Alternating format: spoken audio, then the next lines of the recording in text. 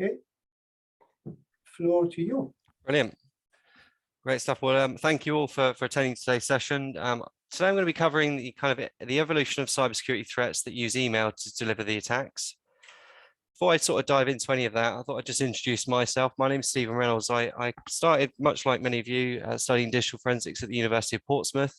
I've got over 12 years experience with designing and implementing robust sort of cybersecurity defenses and perimeter-based solutions for organizations of all sizes, really, and within all verticals, from SMB all the way through to local government organizations as well. And over the last 5 years, I've really been specializing in email security as a kind of attack vector. And I'm currently the UK and international sales director for a company called Libra Esva.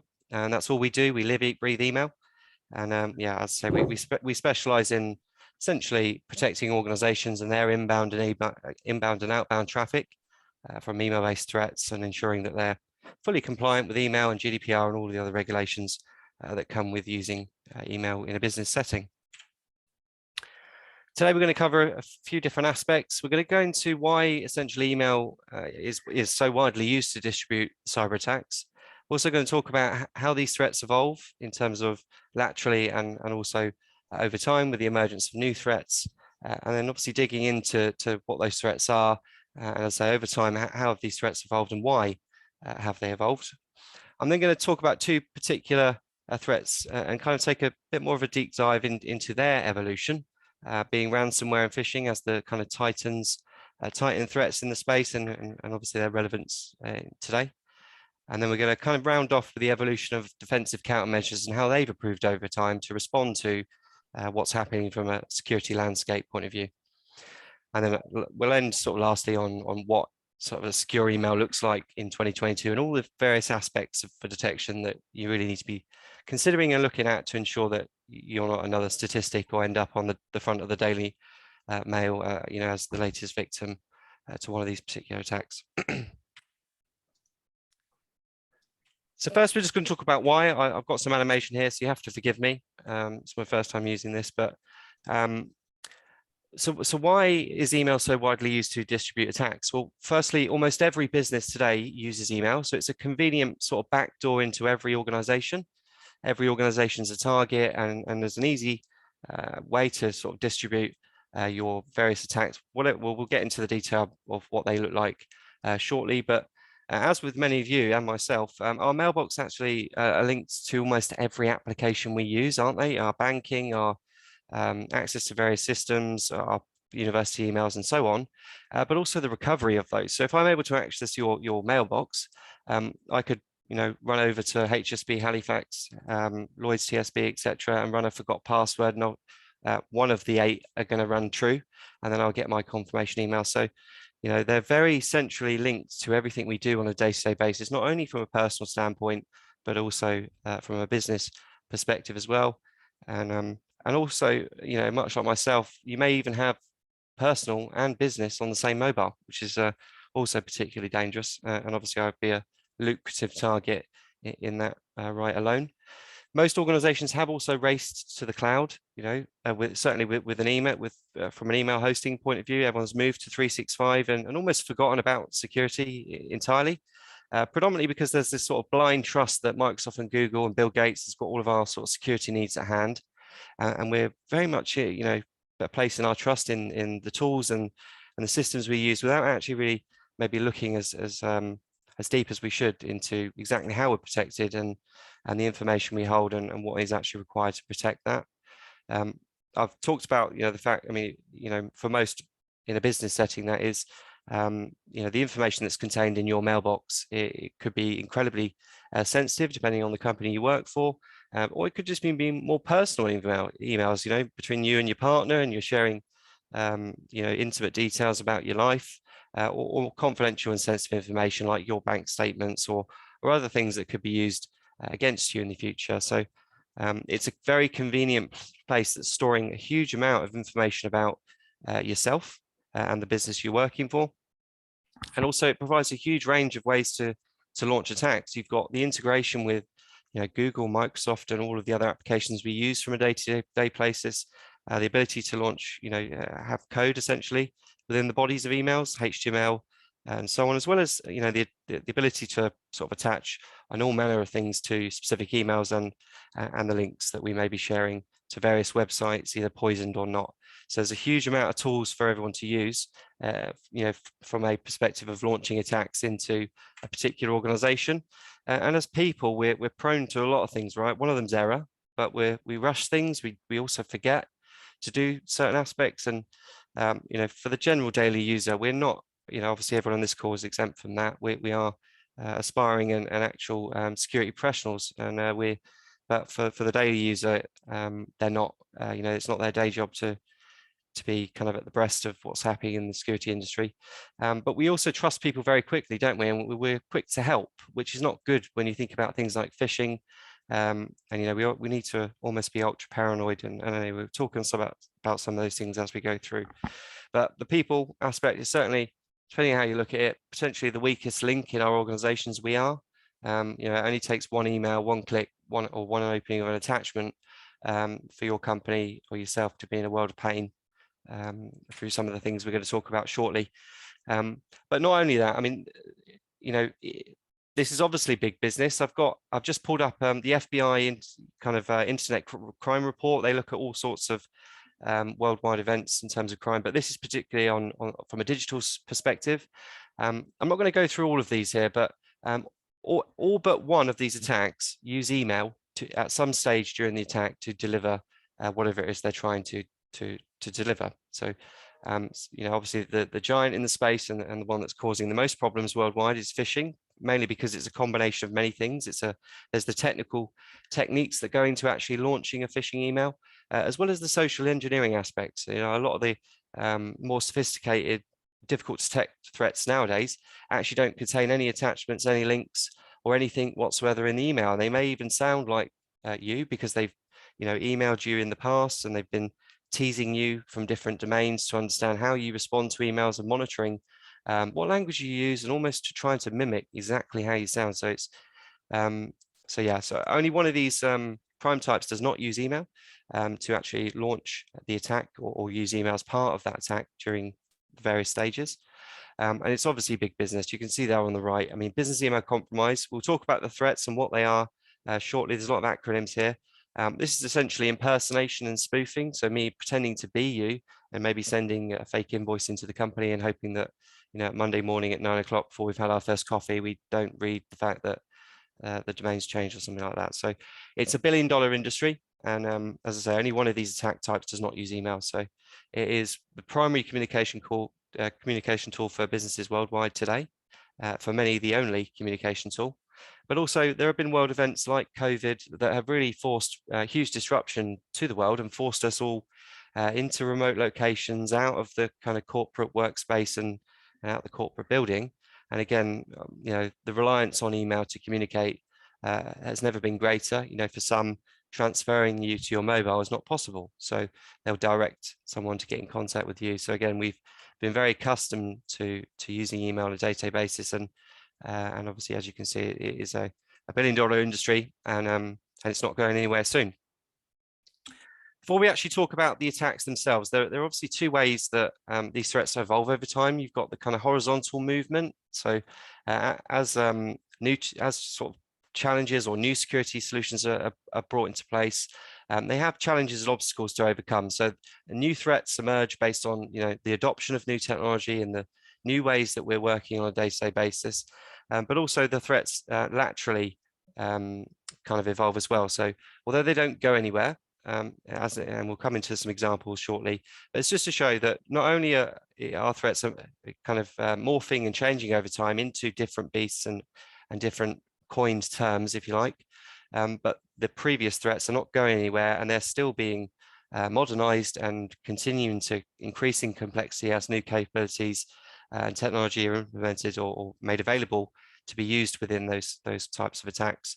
And as I said before, the social engineering aspect is a huge part of certainly majority of the email phishing. It requires some sort of involvement or interaction with the business you're talking to, and it's not fundamentally always about the actual kind of mechanism or actual attack medium that they're actually delivering whether it's a virus or whatnot. They will be used at some stage, but there is a huge element of, not only information gathering in the early stages about you and about the targets that these actors are actually targeting, but also, liaising with the people in the organization and trying to trick them into doing things or pretending to be people and getting others to reveal information that they will later need that isn't possibly gleaned from technical tools and capabilities.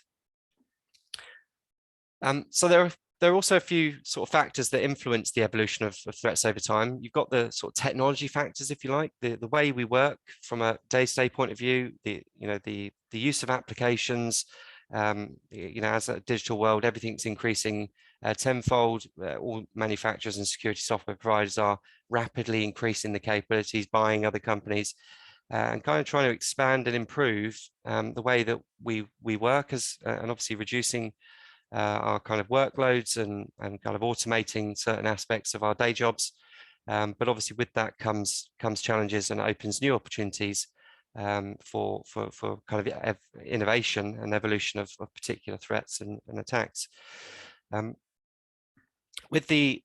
Obviously, as these new threats emerge and are found and are detected by security vendors like ourselves, we then build, defenses and ways to protect your organization. But that only goes so far before, once we've thwarted an attack vector, as a tongue-in-cheek there, nothing is 100%. I truly believe that.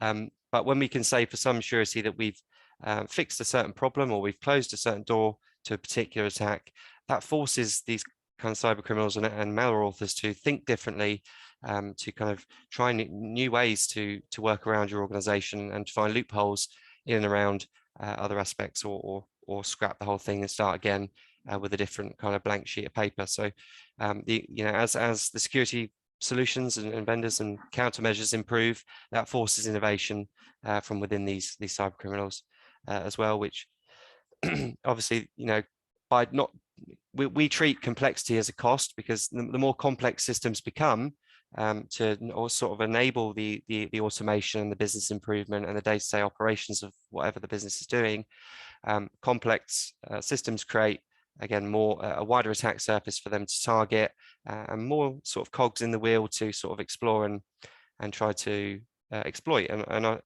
as if many of you sort of stayed in touch with some of the larger breaches that have been in the news, a lot of these exploits, they haven't just been found today.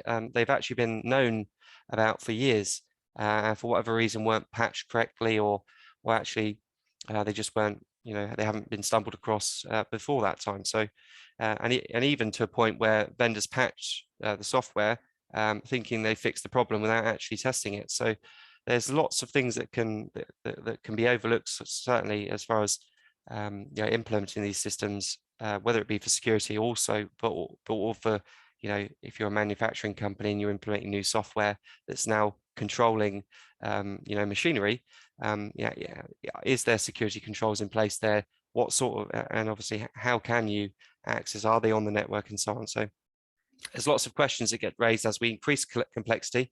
We also increase the attack surface, which is great for marketing, for security providers and organizations trying to sell their software, but it's certainly not good for security, and we certainly treat complexity as a cost and only use it where necessary to ensure that we're not creating those loopholes.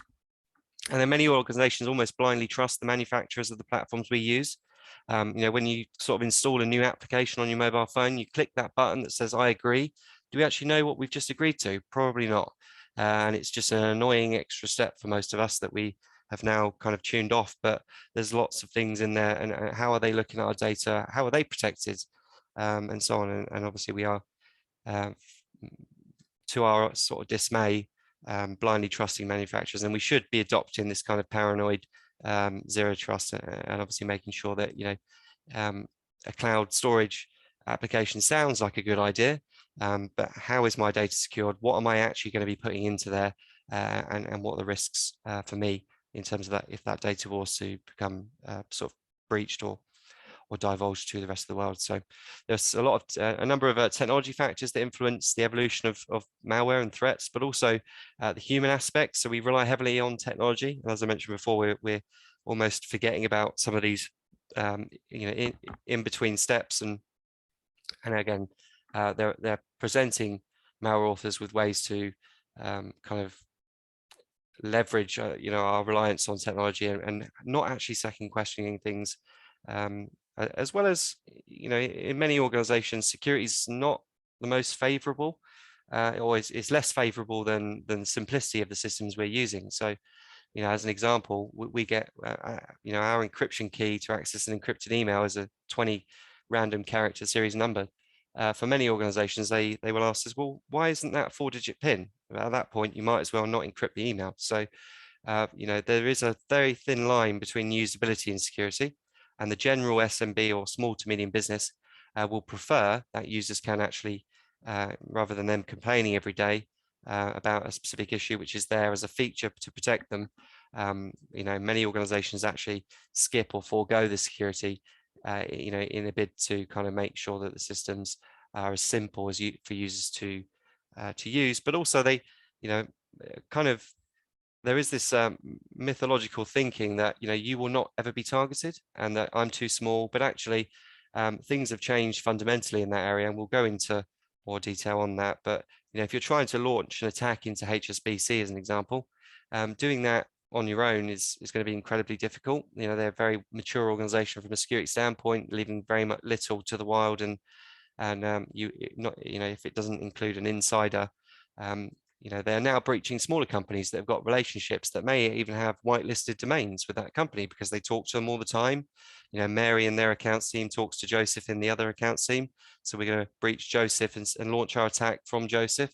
And obviously, Mary and Joseph have been talking every day from a daily basis. So may not even know that it's any different. And when we are whitelisting certain things to get on with daily life, they can also create loopholes and heighten the chance that attack will be successful. So, as I say, we're talking about the evolution here, and it's these types of aspects that are changing the way that they're thinking about how to launch attacks on your business.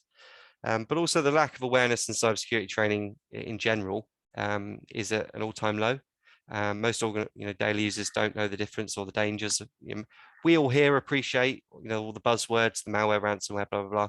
We understand how they work and how they are launched from a technical standpoint, but the general daily user has no clue. Their job is to come in and process invoices. So it's not their job to be a security professional. So that's again created really vast amounts of opportunity to leverage, and also the lack of budget, experience, skill set of technical security expertise in house. We underestimate majority of organizations, again, certainly the SMB space, have a 1 or 2 man IT team serving 130, 150 people, and they are not, they're generalists in general, and they're not, IT security professionals or from a security tools management perspective. And as I say, they're flustered, they're overworked, underpaid, and again, that's creating new opportunities for cyber criminals to leverage. So we're now going to talk about some of the kind of email-based attacks and how they've evolved over time. If we sort of cast our minds way back to the mid-90s, I'd have only been a small child at this point, so I can't really comment to a certain degree or from a business standpoint. But spam in the early days was really about unsolicited emails that you weren't asking for, and they were typically sent in high volumes. They're the typical things we associate with spam. But at that time, most of ourselves as consumers had dial-up broadband, so it wasn't always online. You had to actually connect to the internet, and then and you're away. But for the businesses at that time, they were signing up to what was called always-on broadband. So delivering threats to consumers was quite difficult because it wouldn't happen in real time, and it had to wait. And they were focusing on businesses that again had always on internet and access. So we knew that if we delivered a spam campaign to a particular business, they were going to receive it if they were online during working hours. And over time, that has changed to a point where, yes, they're spreading advertising. It might be Adidas launching their new trainers, but it's also been used now to actually propagate phishing campaigns and viruses, and they've been sent out in a spam bulk way. So I talked earlier about the threats, and as we go through here, we'll be looking at how these threats have evolved over time and morphed into different beasts. But But the actual vector or the actual attack itself, again, over that time, has continued to increase in complexity and has continued to get more sophisticated to a point where actually now spam's more of an annoyance than a security threat. But it's still very much present and still very much used to spread messages or content you wouldn't want to be receiving on a daily basis, and send emails out in a bulk sense to spread whatever it is they're trying to spread. Or it may even be used in quite a complex attack where they've spread an email which has nothing. Again, I mentioned this earlier, an email that has no text, no links. It might just be an email that says, "Hi, Trevor. I'm going into a meeting, but I'll call you back shortly." And again, they don't know this person. It's come out of the blue. But this person in the fluster of their daily life, or it may even be a new starter at the business who thinks, "Oh, wow, great. Yeah, sure. Call me back in 2 minutes." And then they've established a relationship. So as I say, this was in the early days a real problem because there wasn't any spam filters. During the inception of email and the launch of the internet, there wasn't many, if any, spam filters, and it was again the early kind of anticipators of between sort of 1995 and slowly moving towards the late 90s, understood that their systems could be vulnerable to attack because they were open to receiving anything without any security controls filtering out emails coming to the business. But that quickly gave birth to viruses or computer code written to do a manner of things, from destroy your system to just be downright annoying and slow you down. But some of the most notable viruses, as I said, creeping towards the early 2000s, were one particular one called the I Love You bug. I don't know if many of you have seen this before or read about it, but it was essentially a sort of midway phishing campaign launched via a spam message into hundreds of thousands of millions of contacts, where they just had a subject line of "I love you," and there was an attachment which essentially was pretended to be a text file, but it wasn't. And when you launch that attack, it would then start deleting your file system and removing everything you had on that particular machine that you wish you hadn't clicked. And over the next sort of over about just over a 2-year period, it infected over 10 million computers, and it was one of the most significant viruses that really had a global widespread outbreak. It wasn't one of the first, obviously. The virus is going back to the early 70s that claim to have written computer viruses. Anyway, that's one for the historians on the call. But yeah, so and again, viruses have transferred over time. A lot of it are acronyms doing the same things, but there are many variants in the virus category. There's Trojans, worms, malware, zero-day malware, and again, that has continued to expand over time and morph based on certain things. And we'll talk about the countermeasures after this slide and how they have impacted this, because as we've implemented fixes for these particular problems, they have forced innovation within these particular categories. So we then implemented some of the first in the early 2000s. Some of the first antivirus products came out: Symantec, F-Secure, Sophos. A lot of the brand names that you would know and have seen in the market today, providing the very first kind of signature-based detection of viruses, looking for particular patterns of files that kind of are downloaded and make it onto the machine in our file system. And it was very reactive because unless we'd seen that before, we didn't have the signature, we didn't have the hash, and therefore wouldn't be protected. And a very small percentage of people actually had antivirus solutions during the early stages. So a lot of the big businesses adopted it quite quickly, but it took a while for the general business to start adopting antivirus solutions. And again, at that time, they were kind of installed onto the mail server and required to be maintained, on Microsoft Exchange. And as I say, it was heavily reactive to what we knew was available. And obviously, if I've just created a new strain of malware or a new piece of code, the entire world doesn't know or doesn't have the signature for that. And the first attacks, until it's been discovered that it was malicious, and then the various security vendors, apply that signature and so on. So out of that, there was the creation of polymorphic malware. So because as soon as they've realized what that file hash or what that file signature is, that piece of code of that particular strain of malware is then dead in the water. So the malware authors over time then sort of created the term polymorphic malware, which it essentially means that the software can change its own personal identifiers and the makeup of its system and processes over time. And because it's constantly changing, it's very difficult to predict and protect.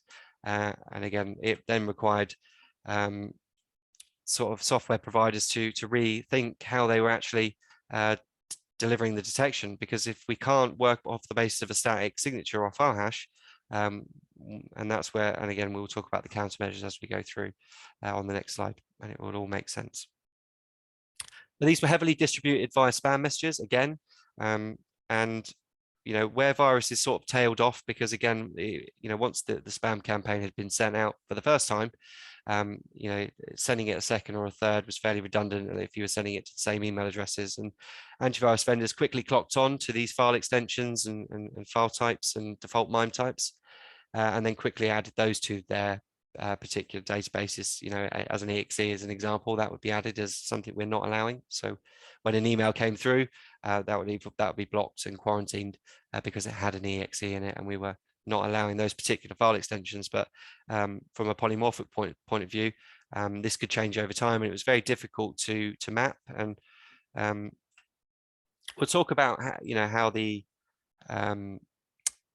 how detection moved from being this kind of static approach to detection into looking at behavioral based detection and heuristical information, and for particular indicators like encryption or particular processes being turned on and so on. And at that point, there was almost like a caveman shift in about 2005, where actually we were giving too much credit to the organizations and trying to infect users and gain control of the machines. So there was a huge push really to actually start just brute forcing the passwords to mail servers and trying to gain sort of administrator access and administrator account access to the particular mail server. And again, in the early days, password was a good password for some, and it was hugely successful actually. Some of the very first brute force from an email management point of view, and actually allowed them to then gain access to the mail server and propagate their attacks. For most, it was a land grab for the information that was currently held on the mail server. They'd export that and exfiltrate that into a nice little dungeon to start picking through those and working out what types of contents they could use in different ways and bribe the organization. But also, not only that, but actually then launching their attacks into other organizations using what is a legitimate mail server. Because as over time, again, the kind of static antivirus engines, they were building out huge signature-based detection engines, as well as IP information, right, about mail servers launching attacks. And you'd spin up a mail server, launch a spam attack, and then spin it down again, because that everyone's going to now have that reputational information, and therefore it would be fairly useless to use that again, which later became actually an indicator. Certainly for more recent times in the spam world, if you create a new IP address or a new mail server, is a red flag to begin with, because it's got no history, no relationship, it's got no kind of track record, and it's a newly formed domain, and then that will often be regarded as kind of malicious in a way, in a flag, but actually might be legitimate in some cases, and you would have to go through a whitelisting process. We certainly look at that as part of our spam filtering detection. We look at not only the IP and domain-based reputation of the systems, but newly formed domains are a red flag from our point of view. So password brute forcing, sort of mid 2005 was on the up, and I say the sort of came out of the kind of scrap, the kind of playbook went out the window, and they re-looked at actually maybe we're giving IT administrators too much credit here, and that's where this particular attack started to gain traction. And then obviously we talked about viruses and how they've moved into kind of polymorphic malware, but this new ransomware, this is one of the focal points we're going to really dive into shortly, because although the kind of buzzword and the name ransomware hasn't changed much over the last sort of 5 to 10 years, the actual way that it's actually being delivered has fundamentally changed. It initially started as an application was downloaded onto whatever device or server or or application that we're trying to gain access to, and then it would essentially encrypt the entire data store or mail server or whatever device it was on, and then ask whoever it was, the victim, to pay some sort of ransom fee to get the kind of public key to be able to unencrypt the data. Otherwise, it would all be deleted and they would lose all of their information. So this has continued to increase over time. We'll talk about some of the more well-known strains of ransomware out there, WannaCry, NotPetya, and so on, well documented in their effectiveness and how much damage they have caused worldwide over that time. But it's transferred into actually now at a point where once they've got a foothold on your network, they are trying to laterally move to as many different locations as possible to gain access to as many different data stores as possible, and then simultaneously encrypt the whole thing. And then moving into today's world where actually they're going for your backups first. So there's essentially try to encrypt your backup of all your data, whether that's internal server-based data or your 365 environment or whatever it might be. And then obviously encrypt your backup so you have no get out of jail free card, and then simultaneously encrypt all your other data stores so you can't restore the information and you're again in your world of another world of pain. To remediating that threat and ensuring that you actually get access to the information. So email was the primary method of delivery for ransomware. If you going back to the very first iterations, some will claim that actually they were delivered via floppy drive or USB drives, and that may be the case, and undoubtedly, but very quickly it's very difficult to get access to the physical sort of network of an organization, and that was a very small percentage of attacks launched via those other mediums, because email was so readily available, and they could either attach the ransomware to the email, which was quickly thwarted by the antivirus engines, the antivirus engines once they've listed all of the different ransomware file types.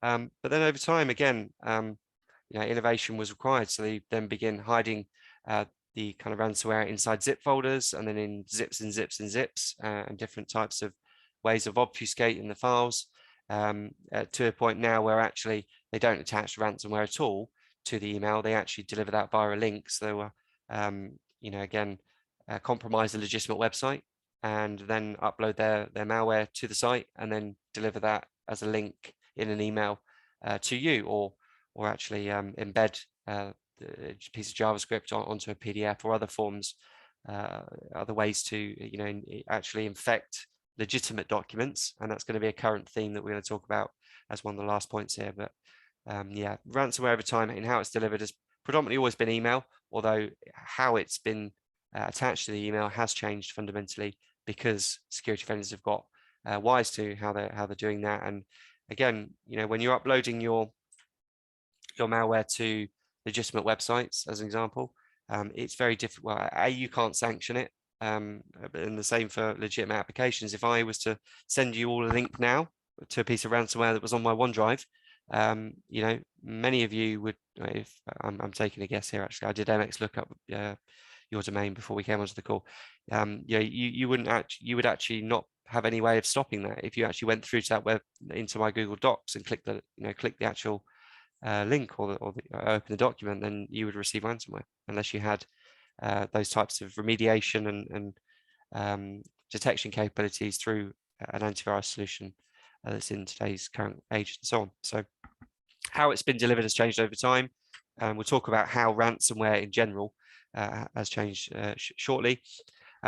We sort of then creep up to around the 2010 mark, although phishing again in its sort of fundamental forms has been here since the dawn of time in a various flavor. But the way we understand phishing now has changed in that they are delivering phishing attacks through a number of different ways. They could be claiming to be from a particular person or a company. So I might send you a fake Amazon email that says that your payment declined. Sorry, if you did not make this, please sign in and change your details, or whatever it might be, right? And then I didn't do that. You click on the link, get sent to a fake Amazon phishing page, which I've nicely created, and obviously to capture your details. And as you're floundering about trying to enter your details and it's not working, I'm actually into the real account because I'm monitoring your keystrokes, and then I'm into your main account and I've changed your password. So by the time you've actually figured that all out,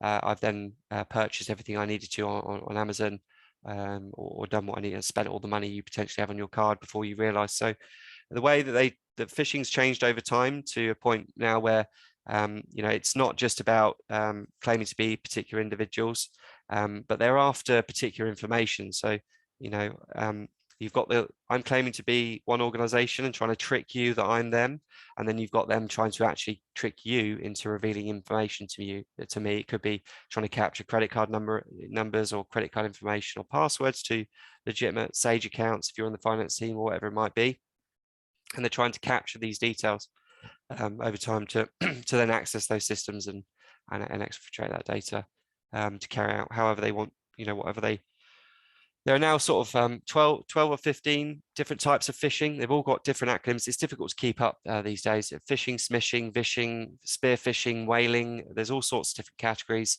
for what they're trying to, for the types of information they're trying to capture from you, or if they're just, and we'll talk about some of those a bit later. But yeah, so phishing has changed over time. Not only what they're asking for, but also how they're delivering it. I don't know if you've all, there are many of it. I talked about COVID earlier, but I certainly got a few text messages that said, Boris has released the new COVID restrictions. Everyone can leave lockdown, and it would have a link in a text message, which you then click, and it would take you to a website which was fraudulent, and it would claim it to be a government website asking you to sign in with your, whatever it might be, your government gateway ID, or your HMRC, your new tax rebate or work from home tax relief refund of £10,000 is available. All you need to do is request it from HMRC, and they've got a fake page that looks almost identical. In the earlier days, it was very easy actually to spot a phishing campaign a mile away, because even the page that they sent you to didn't look anything like it. The boxes were all wrong, the logo was the wrong color, even the typos in the email were everywhere, right? It clearly didn't even think twice before they sent the email. And it was quite easy to actually spot a phishing campaign. But again, over time, with the availability of kind of phishing as a service, phishing toolkits uploaded to the dark web, and the monetization of making your life incredibly easy, phishing kits in a box and campaigns in the box and all those types of services, they have perfected it, and they almost look like an exact copy, an exact replica of the Microsoft page that you're being sent to. So it's very, very difficult nowadays to spot, when that is the case, and often our own email tools work against us. I don't know if you've seen this before, but you may have received an email from Reza, but the actual domain might be a completely different one, and your email client actually will shorten that in the kind of email view, so that you can't even if you wanted to, you couldn't have seen it, and it would say Reza.surname, but the domain's all wrong, and he's got the same signature that Reza would normally have, and he's asked you to, you need to pay your next grant £3,200, buy one term, get two free, whatever it might be. So phishing's changed fundamentally to a point now where it's incredibly difficult to spot a lookalike phishing campaign, and we are at a point where you must have a multi-layered approach to detecting phishing from a security of email standpoint, and we'll talk about that a bit later. And most recently, certainly over the last 5 years, the use of legitimate software and its abuse and the rearming of it has been top of the list. So we can't, as businesses, sanction these apps. I've joined today via Zoom, but if I uploaded my malware to Zoom or used an extension of a Zoom Open Redirect link or something like that, I'm leveraging the trust of that particular application and those vendors to then launch my attacks. And they've gone one step further now by actually trying to compromise the VPN providers and compromise all of the services directly, and then launch attacks into their customer base, or you and I, because we know and trust those vendors. But yeah, the use of OneDrive, Gmail, MailChimp, all these types of legitimate business applications are very, very difficult to sanction, because we need them. We use them all the time. And yeah, so that they're making lives very difficult for us in that regard. Now you can, there are ways in which you can do that, and we'll talk about that towards the end in terms of the detection mechanisms that are required to look at legitimate software. But a lot of it comes down to the onus on the vendors to ensure that the software and solutions that we're building and pushing out, we're ultimately accountable to the damage that's caused by those. So, but as I say, loopholes can and always will be found in and around the software we use, whether we like it or not. And that not only comes from things that already existed, but also future developments. We've all got to increase our capabilities and services to keep up in this new digital world. So I'd say it's almost inevitable that at one stage or another, the software manufacturers of any sort are going to be compromised, but to what degree and what information do they hold on you is the question. Into more recent times where, it's gotten to a stage now where they've had to combine both aspects. And we've talked about the human factors, and we've talked about the technology factors that have forced evolution of the threats. But we're at a point now where actually you require, in any case, a hybrid approach to delivering your attacks. And one of these is a good example, and it's the one I mentioned from the FBI current report that's caused the most damage. £2.6 billion last year alone was lost to business email compromise. So there's a few flavors to this. You've got the direct spoof, so me copying your name and domain and changing the to or the from of the envelope or the header of the email to kind of pretend I'm you. That's one flavor.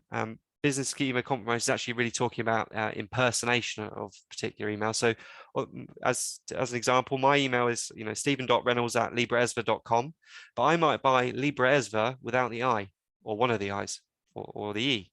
So libreesva.com, so stephen.reynolds. Now, that is a legitimate domain. I've just bought that. I own that. And so when I contact one of Stephen Reynolds' colleagues pretending to be Stephen, maybe I'll contact the financial director saying, look, need this invoice paid immediately. Can you do that today? To the naked eye, it's very difficult to see. And it's a legitimate domain. It's it's got good health, good reputation. So that would fly through in terms of delivery, email delivery point of view. And so again, it's not just, there is this social engineering aspect of working the people in the organization and hoping that human error and other aspects, fall short in the detection of those emails, and actually the technology alone can't be, relied upon as the only kind of defense mechanism to attacks these days, because it does combine both the kind of technical techniques to launch a business email compromise attack, but also the kind of human aspect to crafting the emails, and actually you may even be, there's other things like spoofing ghost contacts. So if you're not validating the emails for your domain or the users that are currently valid recipients, so if you're not actually validating who they are, I could actually spoof, a contact that doesn't actually exist and then contact other people at the organization. So there's a huge amount of scope here from a spoofing and business email compromise point of view. And as I say, it's caused the most damage, certainly to date, but that is predominantly because a lot of it is down to human error, and actually security tools to a certain degree can't stop some of that because it's come from a legitimate domain. It is a good email. There's nothing in it except for PDF, which has got text on it. So how do you detect that? And really that's the kind of the forefront of what we as organizations are putting most of our effort into now to secure those types of threats. We actually look for all potential permutations of your name and domain, and what we do is kind of very complex. So we look at all of those different permutations, and obviously if it's a lookalike or a similar name and domain that's missing dropped a letter in the domain, or it's got different domain makeup, then again we would block that as a whaling attempt or a business email compromise. So there are things you can do, but they're not by any means out of the box for most email platforms that the general business would adopt and use. I'm now going to talk about two particular threats in a bit more detail. Ransomware, again, I haven't put these in any particular order. I've chosen ransomware and phishing because they're the most current and, from our perspective, the most widely used and easily propagated. And just to demonstrate really that I'm not going to go into the depths of exactly how ransomware works or whatnot, but just to sort of articulate that particular threats over time do change. Although this threat has been known about for a long particular time, Some of the first modern ransomware variants sort of appeared in 2005. They then sort of changed their encryption algorithms because it got to a point where actually reverse engineering a 56-bit encryption key is still incredibly difficult and takes a lot of time. But it was still not far enough for for them to actually ransom your data and ensure that you are physically unable to undecrypt that or decrypt that particular encryption key. So they significantly increased the encryption algorithm that they were using to encrypt the data from a ransomware point of view, or the data that they just encrypted. They were then propagating it through scareware. You may have seen this in the past. When you try, if you were to search antivirus products or solutions, some of them will be fake on the internet, and actually you download it, install it. The first thing it would do would pop up and it would say, you have 15 viruses. You need to clean these immediately. And and some would actually just request the money and then actually do nothing, and others would actually, once you've downloaded, it's actually a ransomware that's then launched onto your machine, and unless you had the remediation and rollback capabilities to stop that, your entire machine would then be encrypted from a ransomware point of view. So those, again, how they were delivering it, they were playing off user, again, the kind of age-old theme of user error, but become secure. We weren't checking potentially the products we were installing, and then obviously we were installing ransomware, and they were using that to deliver, uploading them to marketplaces, and that's still a problem today. Malicious applications from a mobile point of view being uploaded to Google Apps and Play stores that appear to be legitimate applications. Google are doing a better job these days of actually monitoring the apps that are being uploaded to the sites. But again, at the scale they're working at, obviously they can't check every single application in person thoroughly before uploading it. So again, it's they're far more threat actors than there are of security professionals and good guys. So as I say, the way that they're delivering it has changed over time. I've just talked about that. They're sort of asking for very kind of minute values, requesting £40. If you've decrypted your files, when you compare that to later sums, it's quite incredible actually. But in 2010 there were just roughly around about 10,000 ransomware samples in total. We had the birth of Bitcoin as well, because obviously receiving payment after you just encrypted an organization's details, you can't have Henry Smith and my address of my kind of local HSBC bank, because it would quite quickly make it to us. So hiding the money and ensuring anonymity of the ransoms, and actually a way for cyber criminals to be paid without having any kind of paper trail or way to track the financial transaction back to them.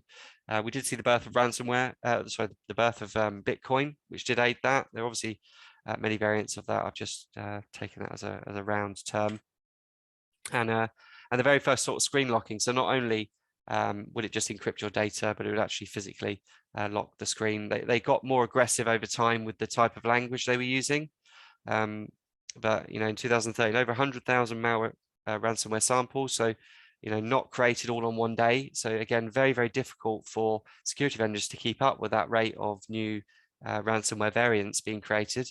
And again, being a very much a kind of after the fact reactive approach to understanding what those new variants did and what has changed from the previous iterations. So but the rate of propagation of malware has started to steeply increase at an alarming rate, because we as security vendors really were struggling to keep up at this point anyway, to a point where they then began we've now got an encryption key which is safely assume that in our lifetime would be very difficult to decrypt, and also the business needs that data, and if it's our customers' data as an example, we've then got hefty fines coming down the river for not upholding the right compliance of that information, and resulting in a data breach and so on. But the ransoms started to increase in their size, and they were very much becoming more forthcoming and aggressive with the tonality of what they were saying on the screen. So they'd even to a point where they were launching these attacks into local businesses with the right local authority or police service, and their logo on the screen saying, to avoid this or whatever it might be, right? But essentially a very direct message to say, you know, if you do not pay this fine, you will be imprisoned, and being, you know, again, playing on the scaremongering, and many did pay as a result of that, just based on the language. But again, over time, it's continued to improve. They quadrupled the size of the encryption key again, because again, as machines became more powerful, although again, it still takes an incredibly long time. You know, the actual power and sheer scale of processing power that can be put into actually decrypting a key, they increased the kind of encryption algorithm again, to further ensure that that this cannot be reverse engineered, and if you try to, it would take you an incredibly long time to do that. In the first 100 days, there was a variant called CryptoLocker, which is the first kind of, I would say, globally propagated piece of ransomware. It was launched simultaneously through many different, the same group, but was then taken up by other groups in different countries. And yeah, as you can see there, you know, reached 26 million pounds, 26 million in revenue in the first 100 days. So again, still demanding fairly small sums of information, and this continuing trend of you know, over 4 million samples at this point, and the boxing of ransomware samples and applications on the dark web. So you could pay £100 and get yourself a ransomware kit that you could then, you know, use and actually tweak and amend yourself. And the readiness of this then at this point obviously was already, you know, with 4 million samples worldwide in 2015, this really started to expedite the readiness and the availability of this type of attack, and it opened up who was able to then launch those types of threats. You didn't actually need to be a coder or malware author to write, you know, a piece of code that would encrypt and actually write the software yourself. You wouldn't need to do that because you could pay £100, you've got your kit, and off you go. And you've got your Microsoft 365 account, and you can start sending out ransomware to whoever you want to target. So it did open up the demographic of who was actually able to, and you know, criminal groups and organizations, organized crime groups that maybe were less technical, were then able to get a hold of these services and actually then begin to continue to increase the number of attacks worldwide. You know, I guess we'll come on to WannaCrime and NoPetr, which were very much targeted towards the NHS, and it's well documented in terms of its effectiveness. But you know, the first hospital in the UK paid £17,000, which was an all-time high in 2016 for any ransom claimed. And over that year, you know, £1 million was spent by businesses paying ransoms for encrypted information to get the key back, and not all of them actually got their information back.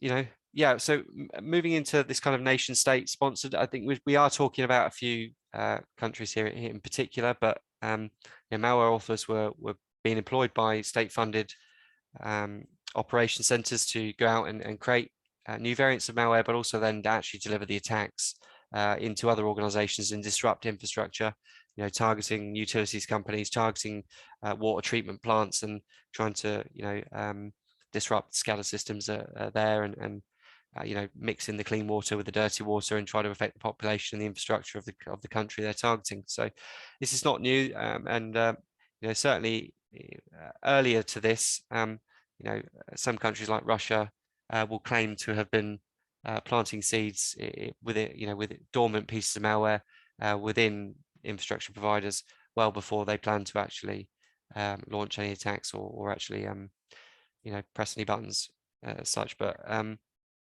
you know, the two probably the most, certainly from an NHS point of view, of course, the most damaged, WannaCry, NotPetya. These were some of the first ransomware samples that wouldn't just encrypt your data.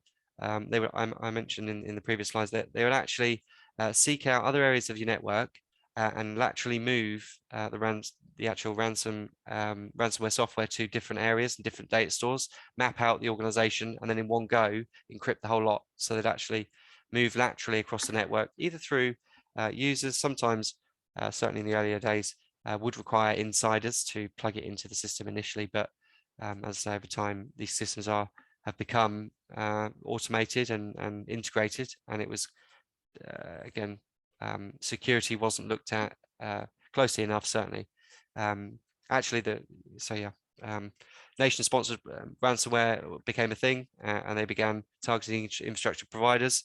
There's a kind of hunting group called Big Game Hunting, which essentially a group of individuals that aim to focus on leveraging things like the VPN infrastructures and delivering, trying to gain access to services that organizations like you and I might use, and then through those further propagating out the information of the machines and actually gaining and gleaning information. But you know, in 2019 here, the first local UK government paid 460K in its first sort of ransom, and that gave way to larger groups using ransomware essentially to go after larger conglomerates or organizations holding personal identifying information or large amounts of credit card information, PayPal, eBay, and those types of providers, and go, as I say, attempting to encrypt the customer information, because the last thing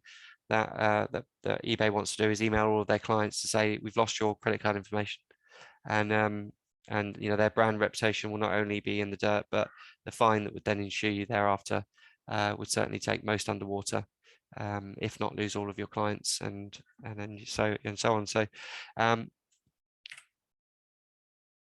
yeah, and just sort of ending with last year. Actually, I think I should have put 2021. Actually, I think there was a kind of an amount that supersedes this, but certainly in 2020, the largest recorded single ransomware fine totaled 35 million, and just goes to show that I've got a kind of stat here just to kind of reaffirm that 37% of global organizations said that they were a victim of some form of ransomware attack in 2021. So, you know, just to kind of summarize there, not only has the technology had to evolve over time based on the detection, based on the analysis, but also the scope of damage, and being able to, you know, if an organization can just restore the backup after a ransomware attack, it just rendered that completely useless. So again, they've had to you know, build the lateral movement aspects to then find and target the backups in the data stores to then eliminate those to prevent remediation and so on. So as the countermeasures have increased, and we will talk about those in a second,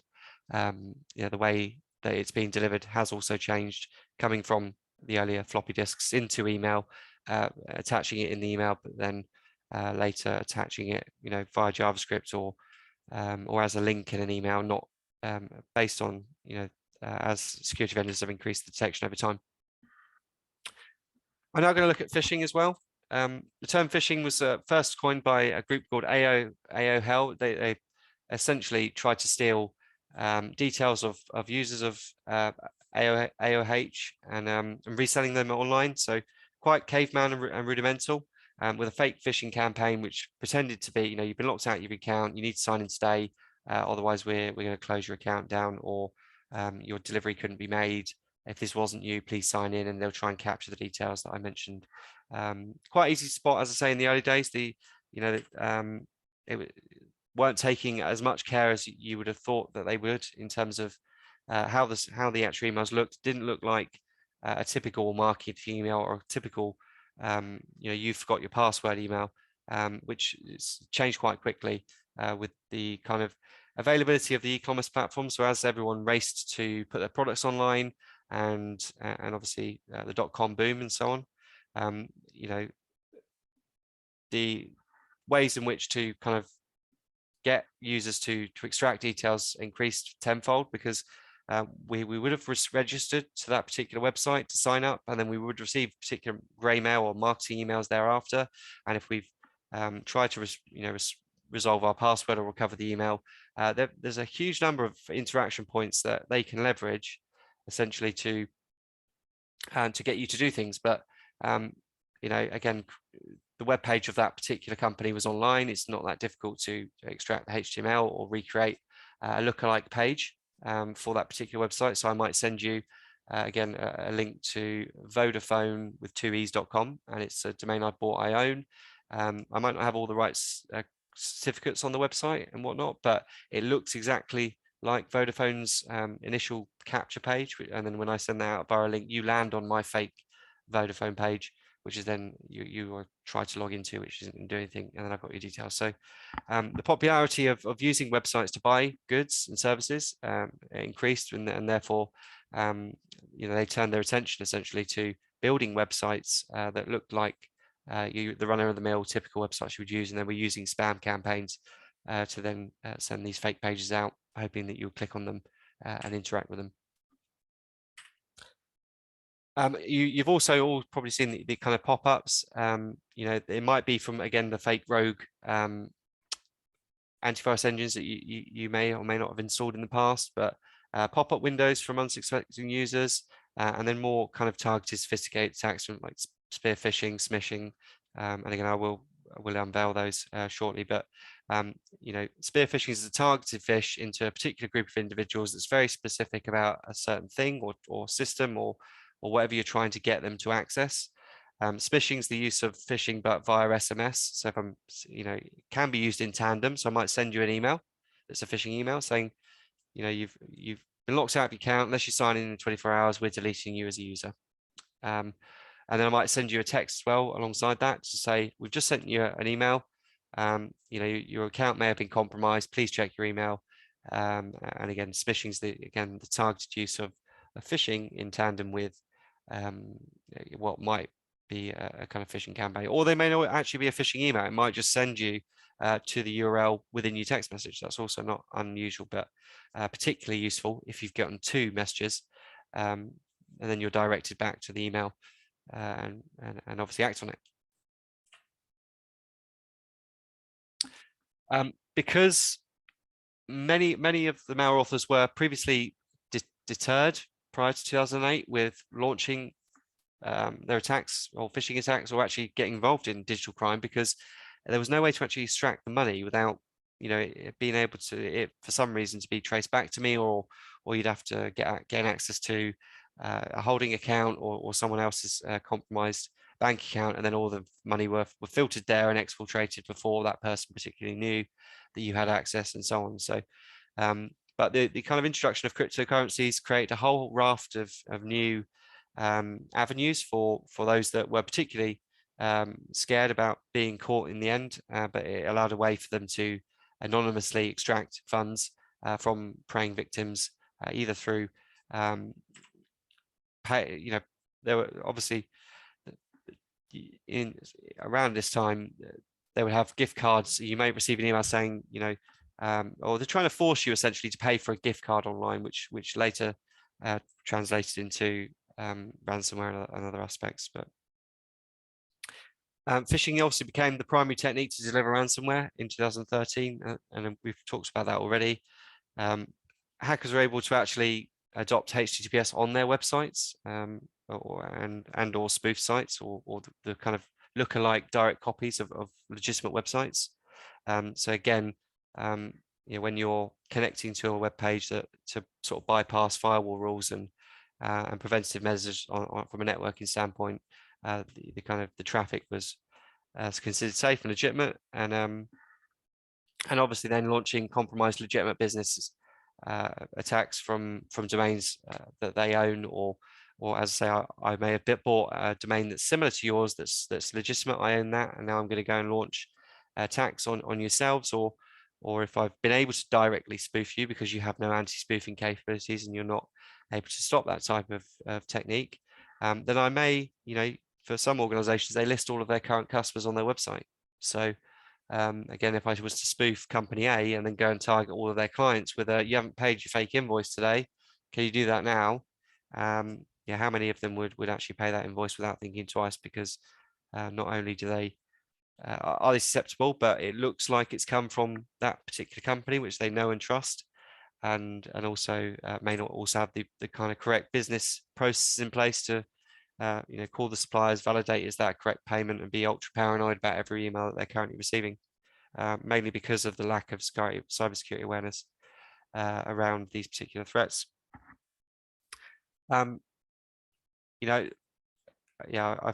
This is probably articulate what in a more general sense, how they were actually attaching the email. As I mentioned earlier, you know, it quite quickly became apparent that you were no longer able to add your malicious attachment or your piece of ransomware or your virus to an attachment, because the antivirus vendors would quickly stop that. And if they didn't detect it on the way in through the email, the antivirus engines on the actual desktop clients themselves would have that signature or be able to detect the behavior of, you know, file system access, deletion, execution, and so on, those types of operations that are not performed by legitimate applications.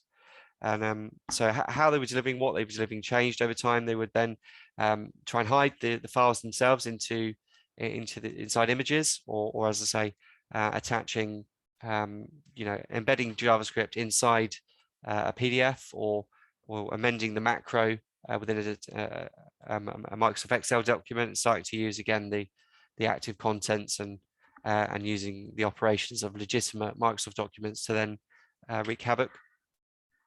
And obviously then delivering these mainly via links, which today you don't really see anything other than that. Most, if not all, phishing today, you will receive a link of some sort, unless it's very early on in the phishing, where they're still information gathering or trying to build trust with you before they actually ask you to click the link or try to get you to do something.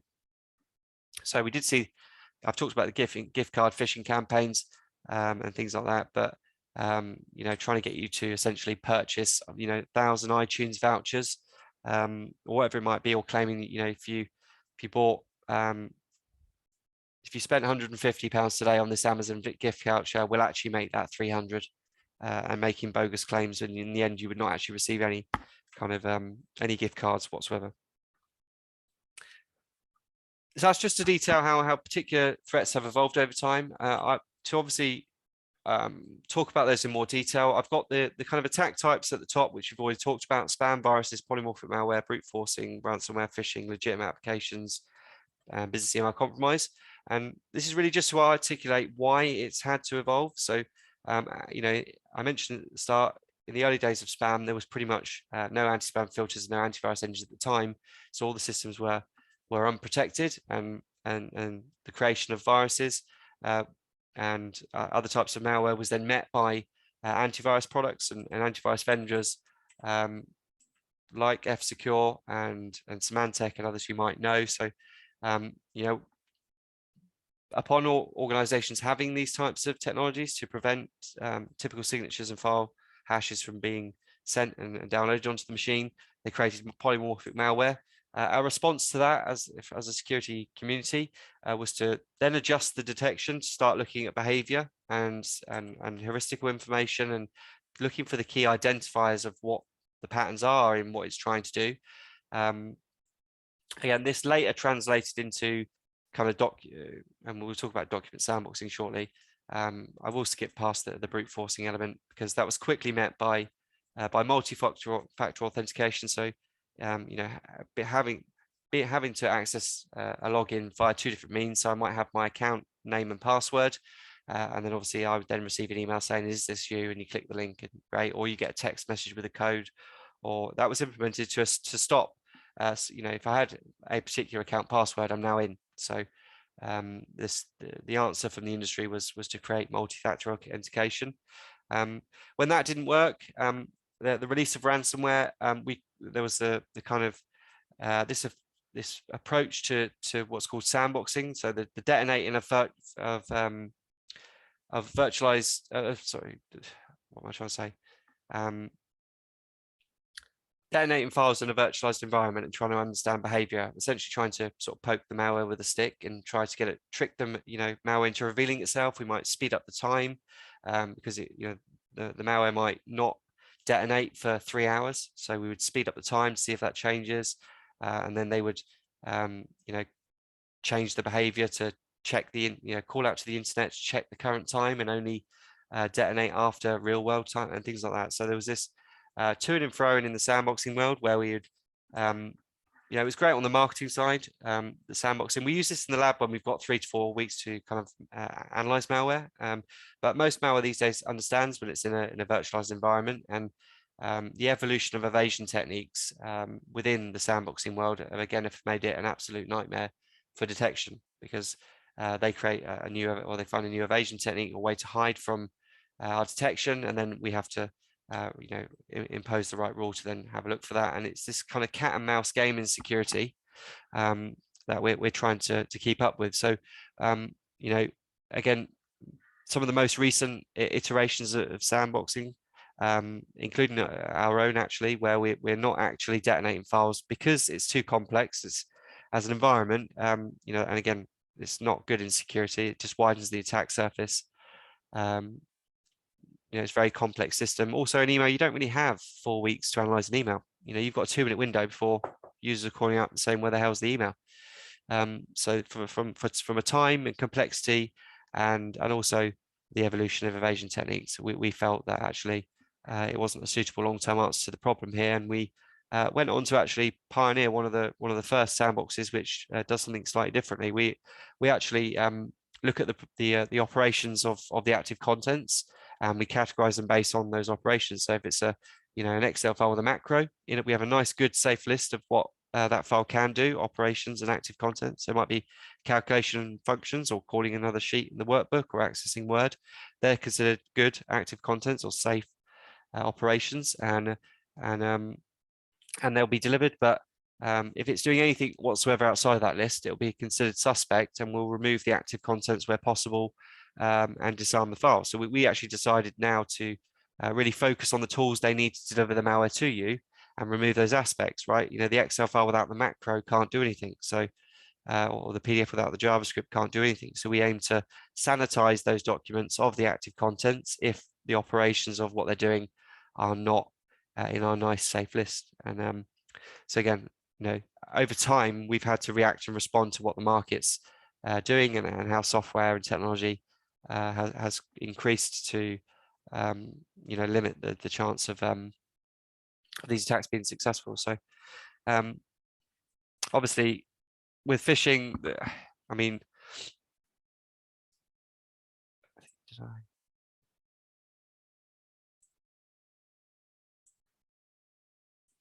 yeah, I mean, obviously with phishing, there's a number of different tools, to stop these attacks.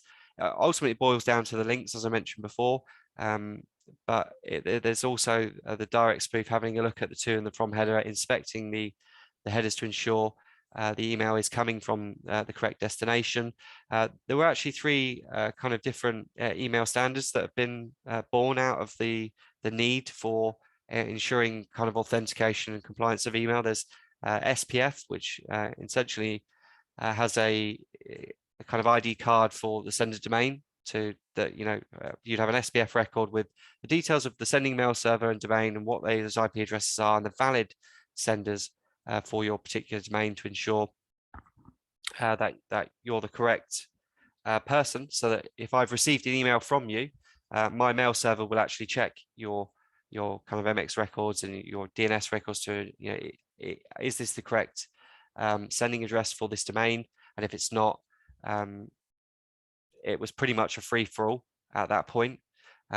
We then introduced what's called DKIM, which again is similar to an ID card for your domain, but we're actually at that point signing outbound emails with a public and a public key is then held in our DNS record, and the email is signed with a private key, so that we can guarantee that it was that email came from me, because I've signed the message with a DKIM signature, and my actual domain IP address for my mail server is listed in my DNS, and when receiving mail servers check those 2 aspects, the DKIM and the SPF records of my domain, they should match to guarantee that I'm the correct sender. So, but then later introduced what's called DMARC, and that essentially provides a list of instructions for what external mail servers should do, because again, if prior to the introduction of DMARC, if I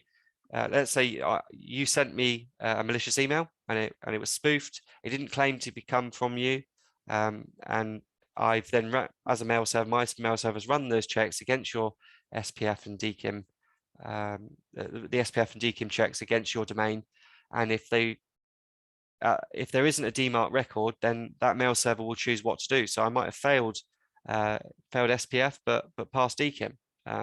you might want to allow that, because it might just be that the mail server details are out of date, but I've signed the message, so clearly it's come from me.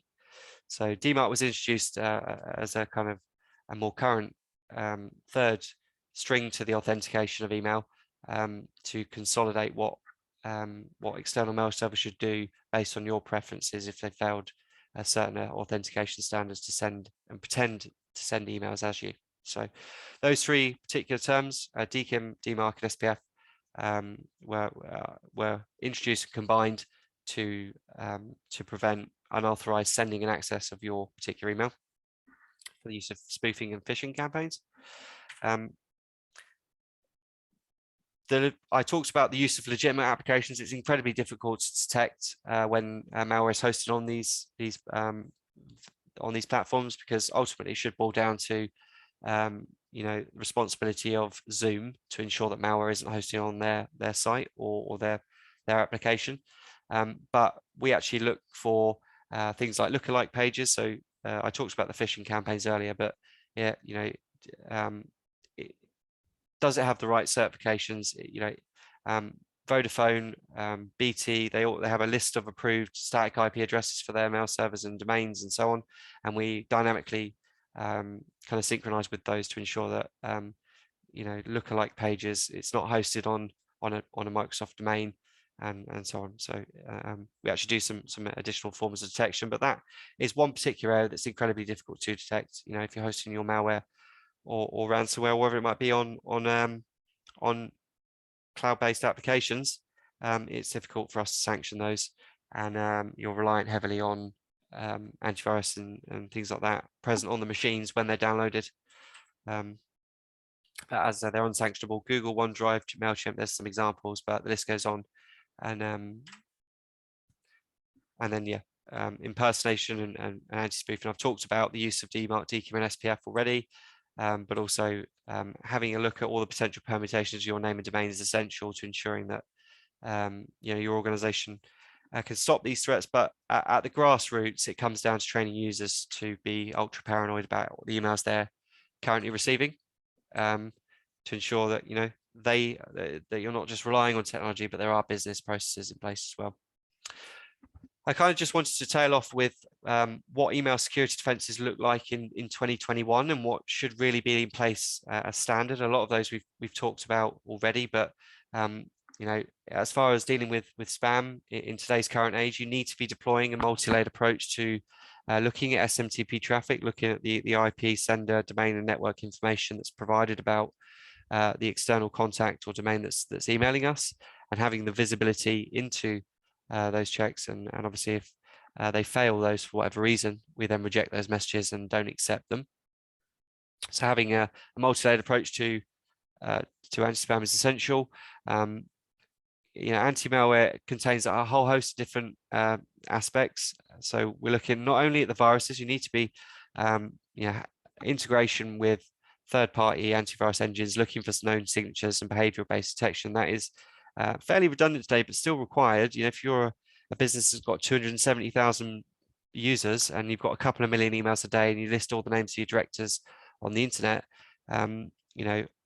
it's really important that from an email processing point of view, that it clears away a lot of the rubbish before it actually gets to systems that are protecting you, so that they're more efficient and can focus on the nasty 0-day and 0-hour malware, or even fileless types of malware where they can attach or even embed code within particular documents, PDF files or whatever it might be, and then when you click the button, it will then launch the script or the code from the body of the email.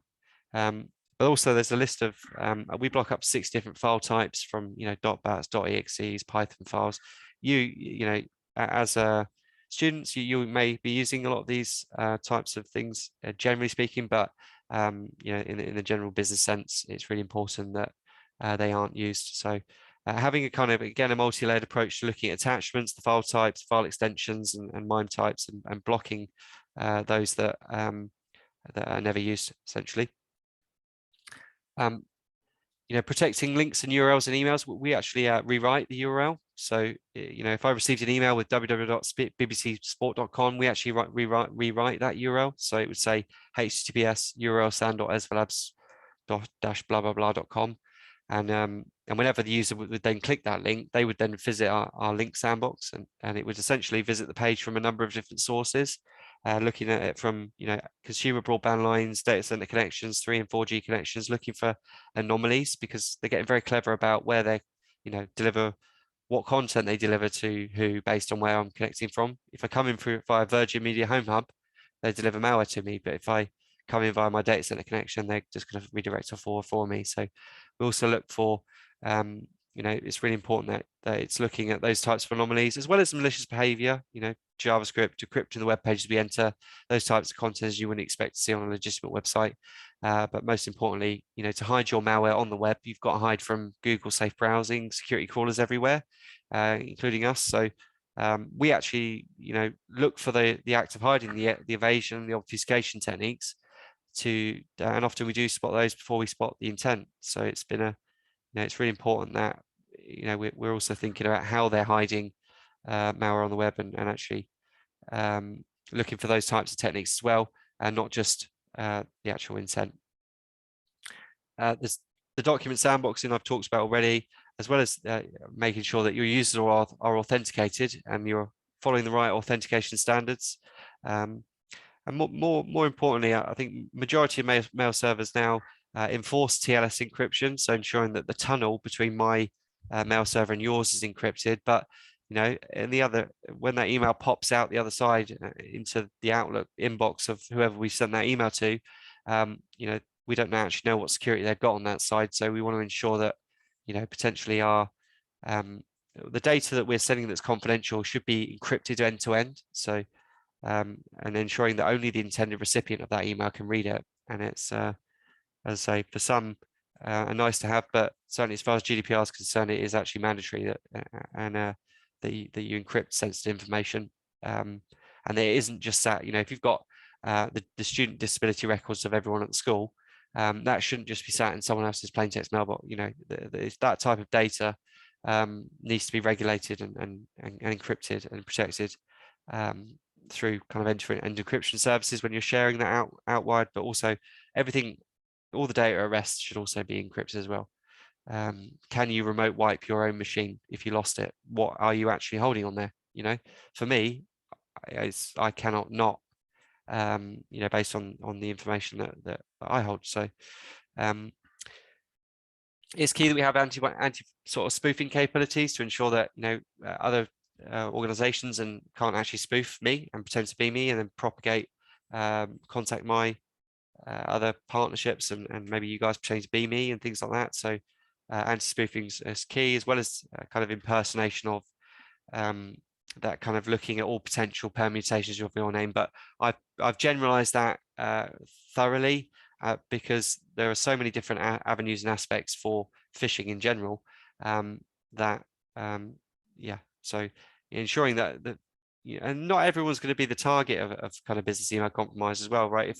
If the bursar or the finance director at my organization was to receive an email from the cleaner asking them to pay a fake invoice, there's no way that's suspicious. That's not going to get paid in either way. So it's also about looking at who in the organization have access to particular types of information, and who would actually be targeted as a result of this. The IT manager sends a fake invoice to the CFO, it's highly likely that would be paid and might not even be questioned. So we should be looking at all potential permutations of names and domains and ensuring that we stop that.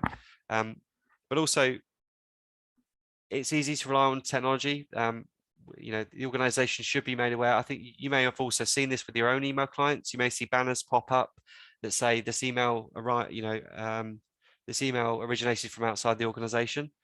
We also agree it's really important that users are reminded of those types of scenarios, or even just when you've received an email from someone for the first time.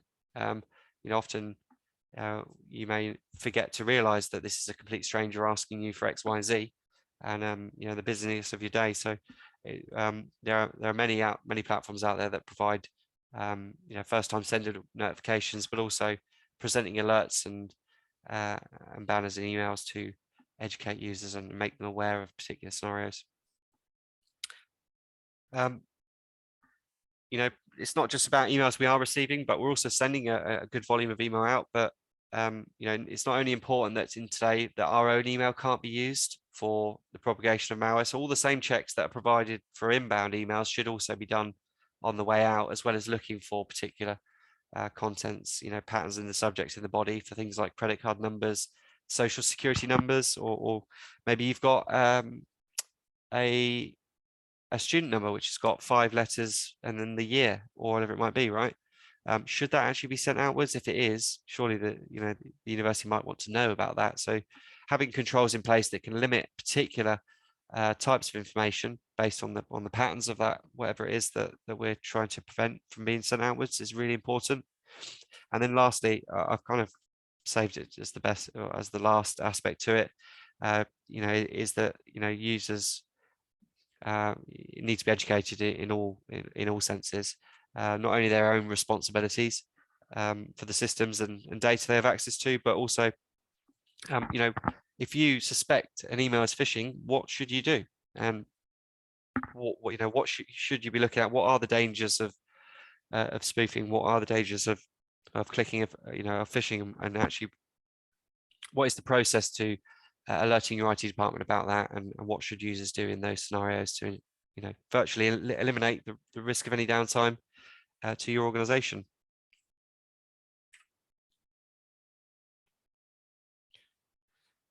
I've just got a few short tips. I know we've just creeped over slightly, so I'll skip past this, and I'm sure you guys might not need any remindments to do any of this, but, you know, don't open any emails or click links to people you're not expected to. If you haven't got a password manager, definitely recommend that. And before you make any payments, just make sure you call them.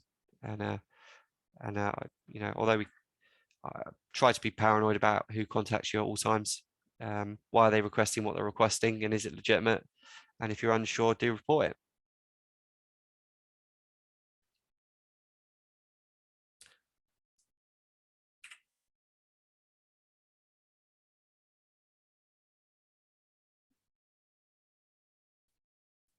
So I appreciate your time today, guys. Thank you for listening. Thank you very, very much, Stephen. That was really, really helpful. Any questions for Stephen?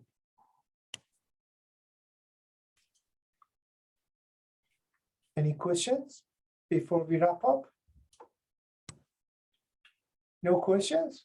Wow, that's very good. Awesome. Yeah. No, that was very helpful. Thank you very much, Stephen. Yeah. You're more than welcome, sir. Yeah. So Freya deals with the videos, the editing, those stuff. So once she's done with that, usually that takes quite some time because, of course, the volume. Yeah, sure. Hopefully, we will provide a link to the video. Is that okay? That's great for me. Thank you. I really appreciate that. Thank you.